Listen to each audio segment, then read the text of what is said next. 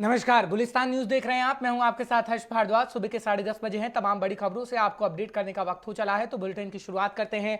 बात सबसे पहले करेंगे उत्तराखंड की, और इस वक्त की एक बड़ी जानकारी आ रही है, वो आपको बताते हैं। दरअसल ये कहा जा रहा है कि विधानसभा के मानसून सत्र की तैयारी पूरी हो चुकी है, और उसके लिए जब तैयारी की जा रही है तो बैठक भी बुलाई गई है। दरअसल उत्तराखंड विधानसभा मानसून सत्र की तैयारी पूरी हो चुकी है, और आपको जानकारी दे दें कि विधानमंडल दल के नेताओं के साथ कार्य मंत्रणा समिति की बैठक को बुलाया गया है, और कार्य मंत्रणा समिति की बैठक में सदन का कामकाज तय होगा कि कैसे सदन का कामकाज किया जाना है। सदन को शांतिपूर्वक तरीके से चलाने को लेकर चर्चा होगी। इस वक्त की ताजा जानकारी आप तक पहुंचाने की पूरी कोशिश कर रहे हैं, क्योंकि उत्तराखंड विधानसभा का मानसून सत्र की शुरुआत हो रही है 23 अगस्त से, और उसको लेकर तैयारी पूरी की जा चुकी है।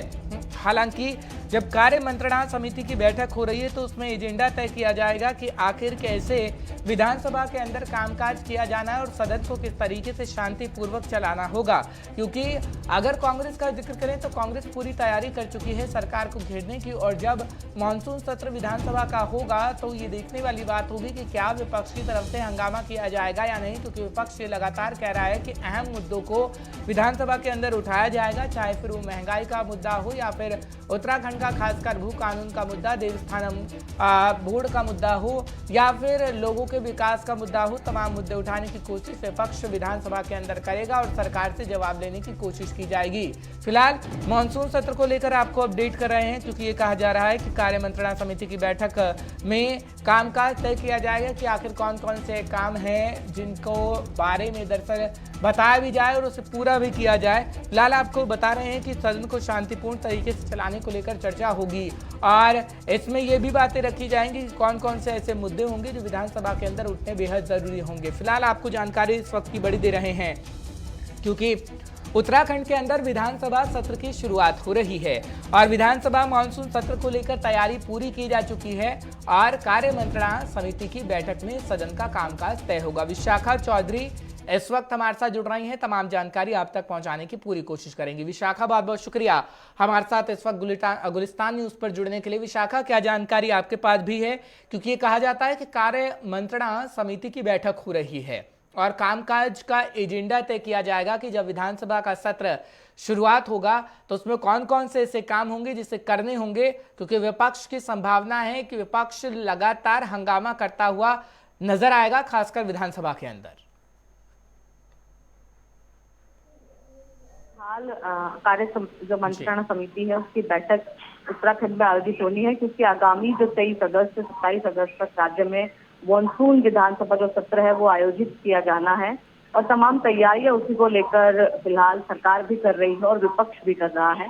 उसी को लेकर जो विधानसभा अध्यक्ष है प्रेमचंद अग्रवाल, उन्होंने विधान मंडल की जो बैठक और कार्य मंत्रणा समिति की जो बैठक है एक तरीके से वो उनके द्वारा ली गई है, और तमाम जो कार्य किए जाएंगे विधानसभा सत्र को लेकर, किस तरीके से विपक्ष और पक्ष को शांतिपूर्ण ढंग से इस सत्र को आयोजित किया जाए, तमाम जो चीजें जो प्रस्ताव पारित होने हैं वो किए जाए, और शांतिपूर्ण ढंग से कैसे इस विधानसभा मानसून विधानसभा सत्र को आयोजित किया जाए उसको लेकर तमाम तैयारियां इस कार्य मंत्रणा समिति की बैठक में की जाएगी।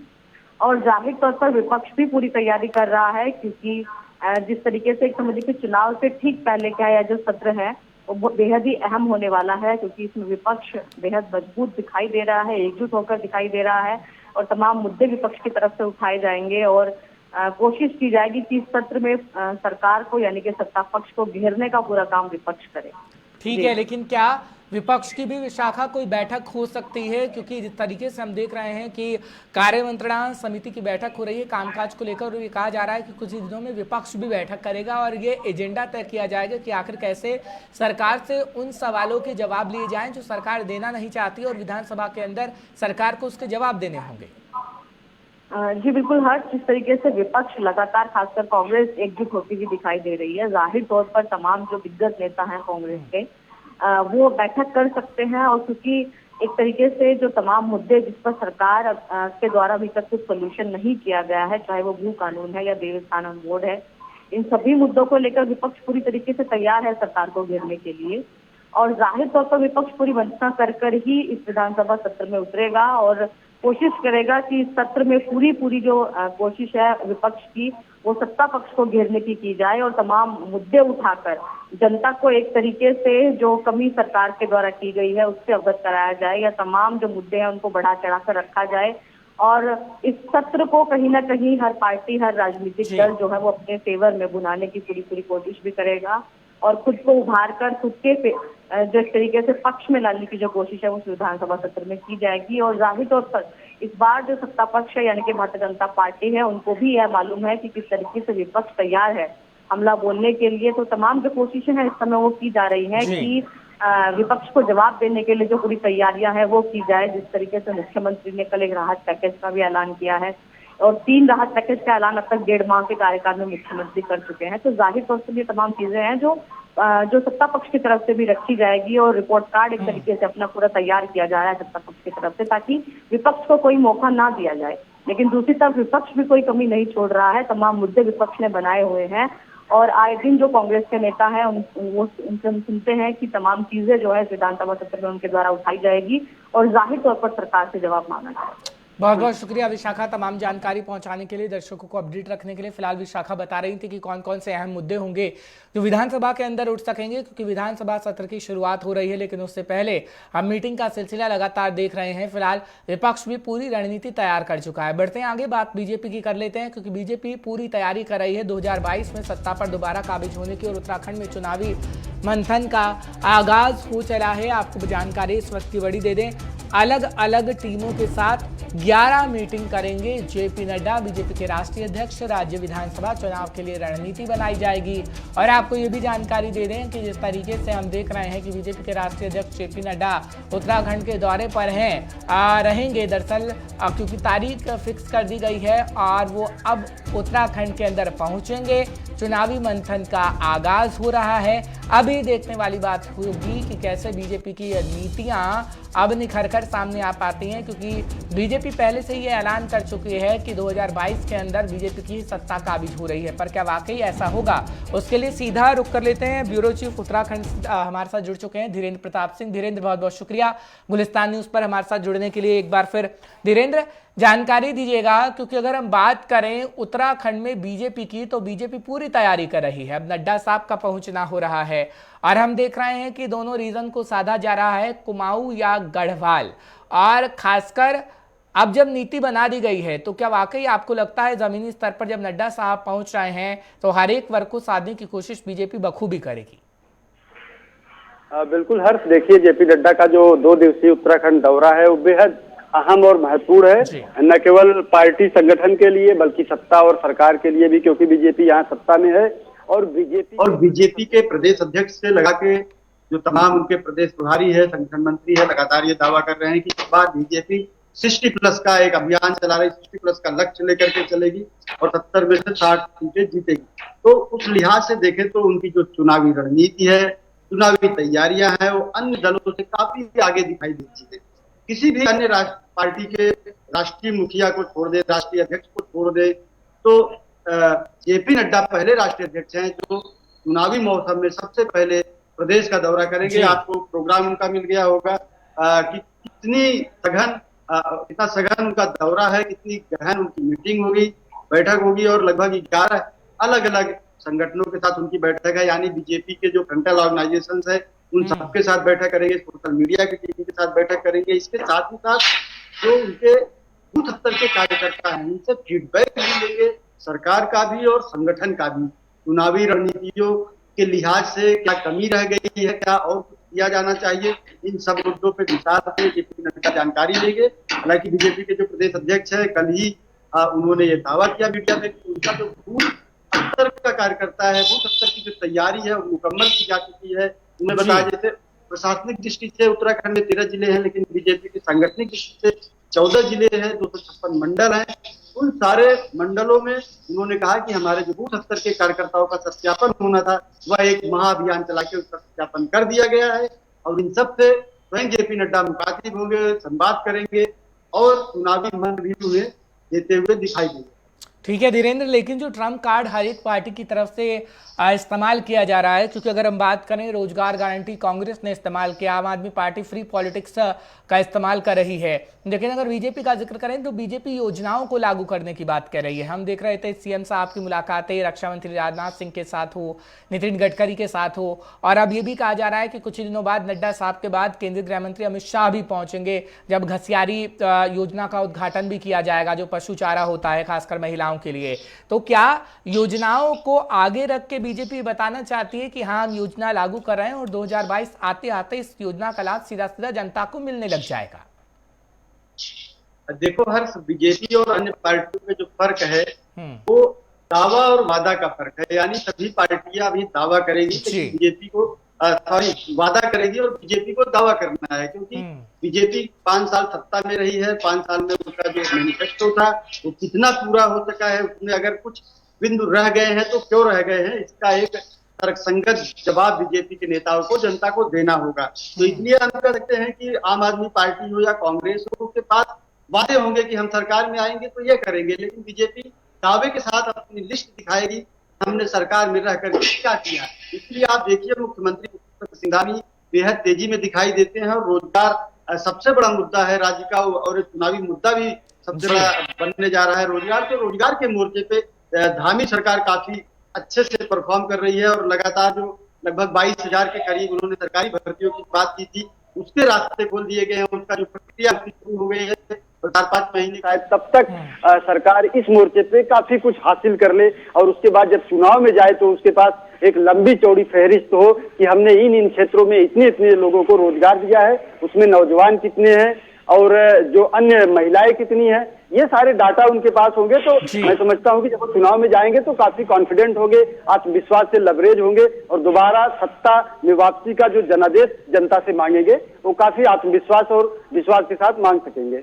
ठीक है, एक आखिरी सवाल धीरेन्द्र, क्योंकि भू कानून का जिक्र करें या देवस्थानम बोर्ड का जिक्र करें, उसको लेकर काफी गहमा गहमी हम देख रहे हैं, क्योंकि कोई भी नेता पहुंच रहा है आम आदमी पार्टी का हो या यूं कहिए जो नेता नहीं भी है, किसान नेता राकेश टिकैत साहब भी पहुंचे थे तो भू कानून को लेकर बोला गया था।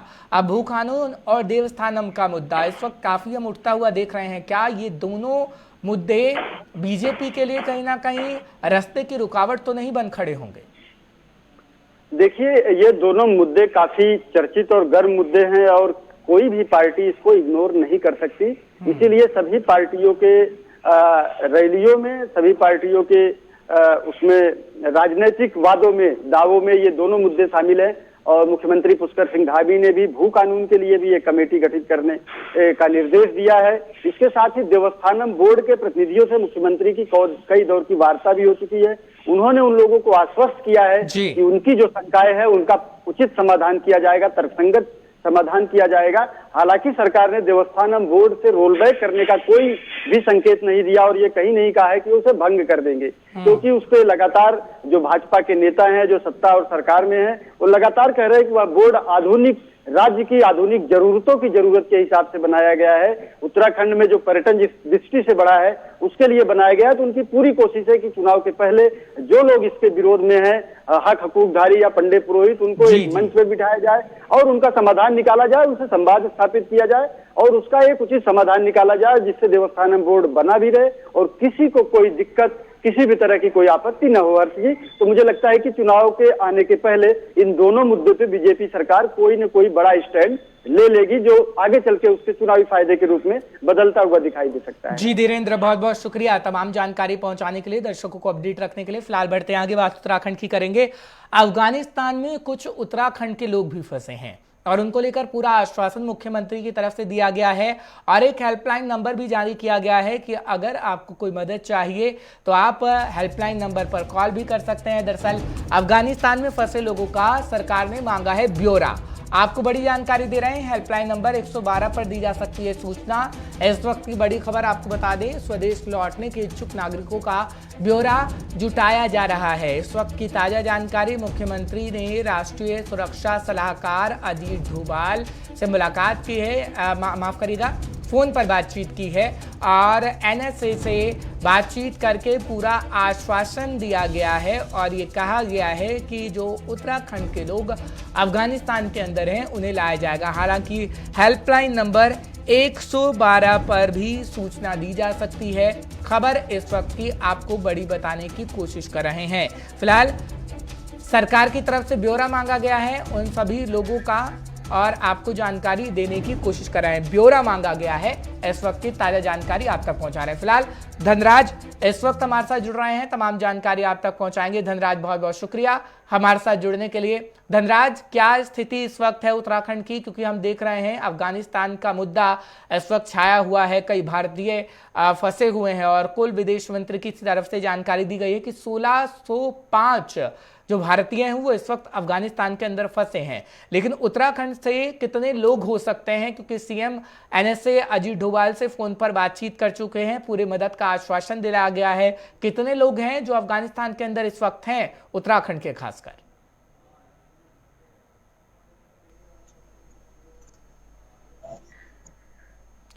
चलिए, फिलहाल धनराज को मेरी आवाज नहीं मिल पा रही है, हम दोबारा धनराज के पास जुड़ने की कोशिश करेंगे। फिलहाल आपको जानकारी दे रहे हैं क्योंकि भरोसा पूरा दिलाया गया है और ये कहा जा रहा है कि अफगानिस्तान में फंसे उत्तराखंड के लोगों को लाया जाएगा। पूरा ब्यौरा मांगा गया है लोगों से कि कौन से उनके परिजन हैं जो इस वक्त अफगानिस्तान के अंदर हैं और उत्तराखंड के लोग अपने परिजनों की सूचना 112 नंबर पर दे सकते हैं, जो उत्तराखंड की सरकार की हेल्पलाइन नंबर है और उस पर आप सूचना दे सकते हैं अगर आपका कोई परिजन अफगानिस्तान के अंदर फंसा हुआ है। तो ये जानकारी अहम आप तक पहुंचा रहे हैं।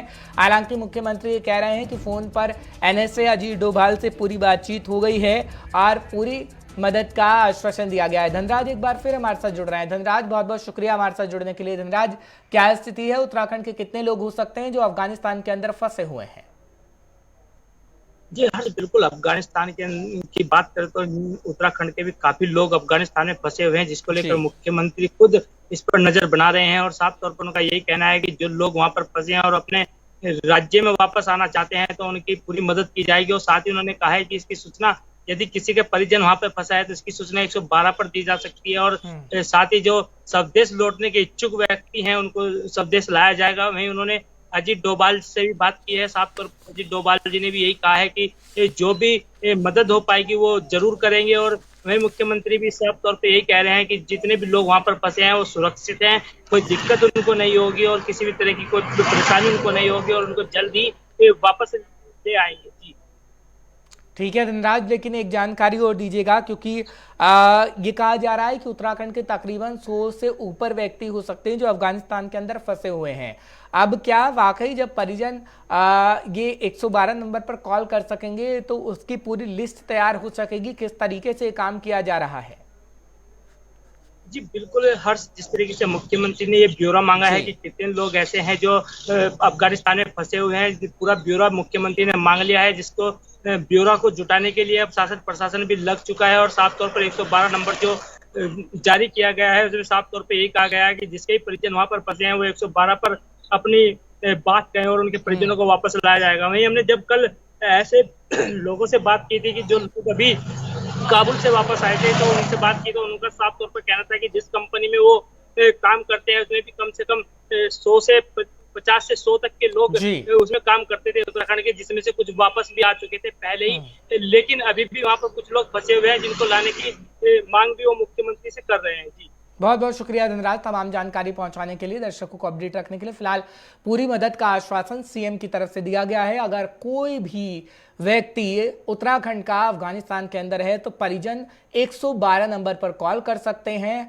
और सीएम की तरफ से हेल्पलाइन नंबर जारी किया गया है और आप बता सकते हैं कि आपका परिजन अफगानिस्तान के अंदर है या नहीं। पूरा ब्यौरा सरकार की तरफ से मांगा गया और मदद आपकी पूरी की जाएगी। फिलहाल बढ़ते आगे, बात रक्षाबंधन को लेकर करेंगे क्योंकि रक्षाबंधन को लेकर सरकार की तरफ से एक ऑर्डर जारी किया गया है। रक्षाबंधन पर रोडवेज में मुफ्त सफर कर सकेगी महिलाएं। रोडवेज जो बस होती है उत्तराखंड की, दरअसल उत्तराखंड सरकार ने रक्षाबंधन उत्तराखंड के अवसर पर ये बड़ी छूट दी है। आपको जानकारी इस वक्त दे रहे हैं, बहनों की मुफ्त सवारी के खर्च को राज्य सरकार एक दिन के लिए वहन करेगी और रक्षाबंधन के मौके पर महिलाओं को बड़ा तोहफा दिया गया है। हालांकि अगर बात करें तो हर एक राज्य सरकार अपने अपने तरीके से फैसले लेती है, लेकिन सबसे पहले उत्तराखंड की सरकार की तरफ से फैसला लिया गया है, जो जानकारी आप तक पहुंचाने की कोशिश कर रहे हैं, क्योंकि रक्षाबंधन के मौके पर महिलाओं को तोहफा दिया गया है और बहनों की मुफ्त सवारी के खर्च को राज्य सरकार दरअसल वहन करेगी। और आपको बता दें कि उत्तराखंड की सरकार ने रक्षाबंधन के अवसर पर ये छूट दी है, मुफ्त बस में आप सफर कर पाएंगी, क्योंकि रक्षाबंधन बेहद नजदीक है। 22 तारीख को रक्षाबंधन का त्यौहार है, इतवार के दिन, और ये कहा जा रहा है कि उत्तराखंड के अंदर जितनी भी रोडवेज बसेज हैं, अगर उसमें कोई महिला चढ़ती है तो उसकी टिकट नहीं लगेगी और उस एक दिन का पूरा खर्च राज्य सरकार उठाएगी, राज्य सरकार उसका वहन करेगी। नवीन शुक्ला इस वक्त हमारे साथ जुड़ रहे हैं, हमारे संवाददाता। नवीन, क्या जानकारी आपके पास भी है और कितना बड़ा तोहफा आप इससे कह सकते हैं कि राज्य सरकार की तरफ से बहनों को खास कर दिया गया है? जी, निश्चित तौर पर राज्य सरकार ने जो महिलाएं हैं उन्हें रक्षाबंधन पर एक बड़ा तोहफा दिया है। जो रोडवेज की बसें हैं उसमें रक्षाबंधन के दिन मुफ्त सवारी करेंगी और अगर उत्तराखंड के किसी भी क्षेत्र में जाना है तो उन्हें मुफ्त में ले जाया जाएगा। यह तो बड़ी सौगात है जो महिलाओं के लिए सरकार ने दी है। यह पहला राज्य है जिन्होंने अपने तरफ से तोहफा महिलाओं को दिया है, तो कहीं ना कहीं एक कि वह अब जो आवागमन होगा रोडवेज की बसों में आसानी से कर सकेंगे और रक्षाबंधन के दिन निःशुल्क जो सेवा है उसका लाभ ले सकेंगे। सरकार ने साफ तौर पर यह कहा है कि जो भी खर्च आएगा, जो महिलाएं इसमें यात्रा करेंगी, इन बसों में यात्रा करेंगी, उनका जो भी खर्च आएगा वो पूरा खर्च सरकार वहन करेगी। तो कहीं ना कहीं एक बड़ी सौगात राज्य सरकार की तरफ से जो महिलाएं हैं उन्हें रक्षाबंधन का एक तोहफा भी कह सकते हैं कि चलिए ठीक है, बहुत बहुत शुक्रिया नवीन तमाम जानकारी पहुंचाने के लिए, दर्शकों को अपडेट रखने के लिए। फिलहाल सीधे आपको हरियाणा लिए चलते हैं। मनोहर लाल क्या कुछ कह रहे हैं हरियाणा के सीएम, वो आपको सुनाते हैं। आहार योजना, अटल किसान मजदूर, ये कैंटीन योजना हमने गरीबों के लिए, चाहे वो मंडियां हैं, चाहे वो जहां भी कहीं चौक मोहल्ले पर जहां कहीं मजदूरों का आगमन होता है, गरीब लोगों का आगमन होता है, वहां हरियाणा प्रदेश में कैंटीन बनाई है कि 10 रुपए में भरपेट खाना उसको मिल जाए, ताकि कोई गरीब उसकी सुविधा अगर होती है तो ये प्रदेश के अंदर बहुत से स्थानों पर योजना बनाई गई है। देश में एक राष्ट्र एक राशन कार्ड, ये जो योजना लाई गई ये भी अपने आप में एक अद्भुत है। आखिर बहुत प्रदेश प्रवासी ऐसे जो परिवार होते हैं वो प्रदेश छोड़ के दूसरे प्रदेशों में जाते हैं, उनका राशन कार्ड वहां तो बना होता है, यहाँ उनको लाभ मिलता नहीं। एक प्रदेश से दूसरे प्रदेश में जाने के बाद भी उसी राशन कार्ड से लाभ मिलता है। हमने भी पिछले दिनों में 17,000 लोगों को ये लाभ दिया है, दूसरे प्रदेशों के राशन कार्ड जिन्होंने यहाँ आकर के ये लाभ लिया है। पीडीएस दुकानों पर भी पहले जितनी भ्रष्टाचार की कहानियां सुनी जाती थी, जब से हमने ईपीडीएस दुकानें की हैं, अर्थात जो POS system, POS POS system लागू किया, तो एक बायोमेट्रिक इंप्रेशन से ही उन लोगों को राशन मिल जाता है। जो भी घर का सदस्य जाएगा उसको राशन मिल जाएगा। दूसरा परिवार का कोई व्यक्ति दूसरा व्यक्ति उस परिवार का राशन नहीं ले सकता है। तो एक भ्रष्टाचार पर भी बहुत बड़ी रोक लगी है। पहले राशन यानी लिख दिया जाता था कि इनको डिलीवर कर दिया, दे दिया नहीं जाता था और राशन चोरी होता था। उस चोरी के ऊपर भी हमने इस सिस्टम के माध्यम से रोक लगाई है। घर घर सिलेंडर पहुंचाने का काम, गरीब परिवारों में सिलेंडर पहुंचाया जाए। उज्ज्वला योजना जो देश के प्रधानमंत्री जी ने लागू की, उसका भी हमें बहुत लाभ मिला है। यानी हरियाणा में इस उज्ज्वला योजना के माध्यम से 9,20,000 सिलेंडर ये दिए गए हैं। और आज हमने क्लेम किया है कि हरियाणा का कोई परिवार ऐसा नहीं है जिसके घर में सिलेंडर नहीं है। मैंने तो भरी सभाओं में 500 रुपए का इनाम घोषित किया। कोई परिवार आ जाता है कि मेरे घर में सिलेंडर नहीं है, इसकी जानकारी देने वाले को 500 रुपए दिया जाएगा। कुछ लोग आए भी, लेकिन उसके बाद अब धीरे धीरे कोई परिवार ऐसा नहीं बचा है कि जिसके सिलेंडर ना हो। हमने इस दौरान 9,20,000 नए गैस सिलेंडर ये उपलब्ध कराए हैं। बीपीएल परिवार, एक बहुत बड़ी कठिनाई हमको आ रही थी कि जो SECC डाटा था उसी के आधार पर बीपीएल परिवारों की चिन्हित किया गया था, लेकिन 2 साल पहले हमने जो वास्तव में गरीब है उनकी पहचान करके और एक योजना बनाई। उस समय भी 56,000 नए बीपीएल के कार्ड बनाए गए थे। अब ये जब से परिवार पहचान पत्र ये लागू किया है, हमने घोषणा की है, उसका वेरिफिकेशन चल रहा है और 2 महीने में 3 महीने में वेरिफिकेशन सब हो जाएगा। अब उस 1,20,000 रुपए की जो लिमिट थी बीपीएल परिवार की, उसको बढ़ा करके 1,80,000 रुपए कर दिया गया है। एकदम 1.5 गुना किया है, ताकि और भी परिवार अगर अपने आप को गरीबी की रेखा के नीचे आते हैं तो उनको भी उस प्रकार का लाभ ये सब दिया जाएगा। और ऐसे सब परिवारों को मुख्यमंत्री परिवार समृद्धि योजना, 6,000 रुपए की योजनाएं, ये जो परिवार की भविष्य एक प्रकार का सुरक्षित करने के लिए सामाजिक सुरक्षा योजना के अंदर बहुत सी स्कीमें ऐसी होती है, उनको थोड़ा थोड़ा प्रीमियम दे करके अपना इंश्योरेंस कराना है। 12 रुपए का इंश्योरेंस, 330 रुपए का इंश्योरेंस जो प्रधानमंत्री ने लागू किया हुआ, लोग भरते नहीं है। हमने कहा परिवार के सब सदस्यों का ये जो जीवन ज्योति योजना और सुरक्षा योजना, प्रधानमंत्री सुरक्षा योजना, इसके अंतर्गत जो पैसा है, ये जिनकी आय 1,80,000 से नीचे है उनको सबको प्रीमियम भरने के लिए 6,000 रुपए की राशि हम उपलब्ध कराएंगे ताकि उनका भविष्य सुरक्षित हो जाए। तो हरियाणा के सीएम क्या कुछ कह रहे थे वो हम आपको सुनवा रहे हैं, क्योंकि हरियाणा के सीएम की तरफ से तमाम योजनाओं का लाभ पहुंचाने की बात कही गई है। उज्ज्वला योजना की या फिर जिस तरीके से हर घर राशन को लेकर हरियाणा के सीएम बात कह रहे थे वो हम आपको सुनवा रहे थे। फिलहाल एक ब्रेक का वक्त हो चला है। ब्रेक के उस पार गुलिस्तान न्यूज़ पर खबरों का सिलसिला बरकरार है।